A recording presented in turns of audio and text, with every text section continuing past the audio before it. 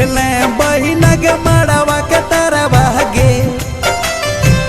बाबा जांगी बैठले बहिना के मड़वा के तरवा गे। गे बहिना के मड़वा के तरवा गे। गे बहिना के सुसकी सुसकी न रोवे तोहे घूंघट के भीतरिया बहे आँखी से लोरवा गे। गे बहिना के सुसकी सुसकी न रोवे तोहे घूंघट के भीतरिया बहे आँखी से लोरवा गे। आजू के रतिया भैया होत भिन सरवा हो। आजू के रतिया भैया होत भिन सरवा हो। हो भैया होत भिन सरवा हो। ए भैया हो चली रे जइबे हम आज पिया के नगरिया छोड़े बाबू के घरवा हो। ए भैया हो चली रे जइबे हम आज पिया के नगरिया छोड़े बाबू के घरवा हो।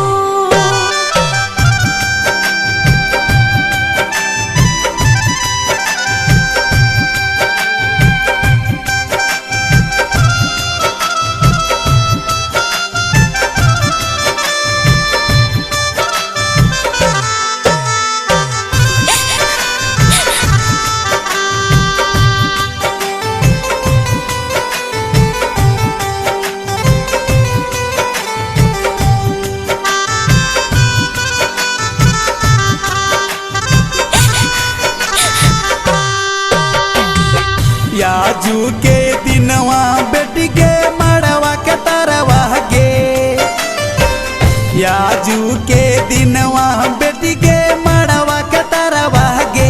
गे बेटी के मड़वा के तरवा गे।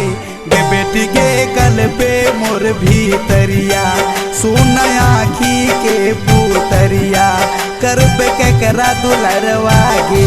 गे बेटी के कल पे मोर भीतरिया सुन आँखी के पुतरिया करबे के करा दुलरवा गे।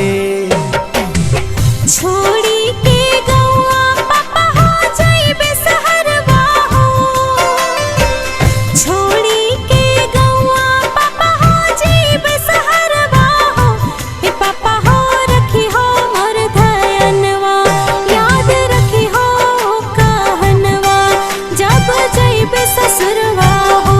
ए पापा हो रखी हो मोर धयनवा याद रखी हो कहनवा जब जइबे ससुरवा हो।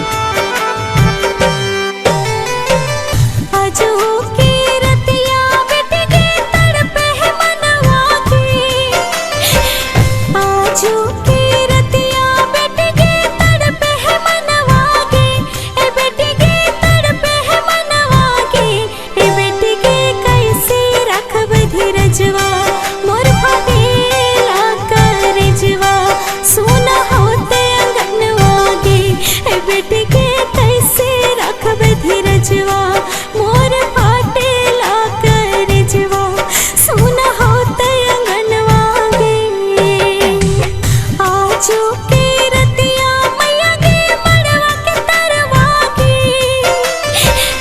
आजू के रतिया मैया गे मड़वा के तरवा गे। ए मैया गे मड़वा के तरवा गे।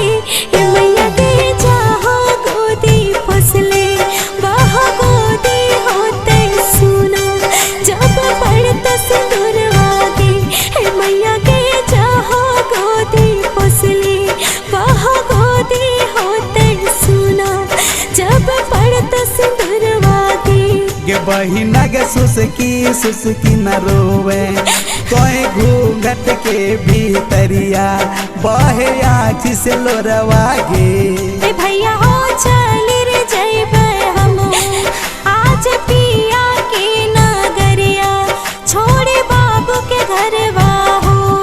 बहिना के सुसकी न रोवे कोई घूंघट के भीतरिया बहे आँख से लोरवा गे भैया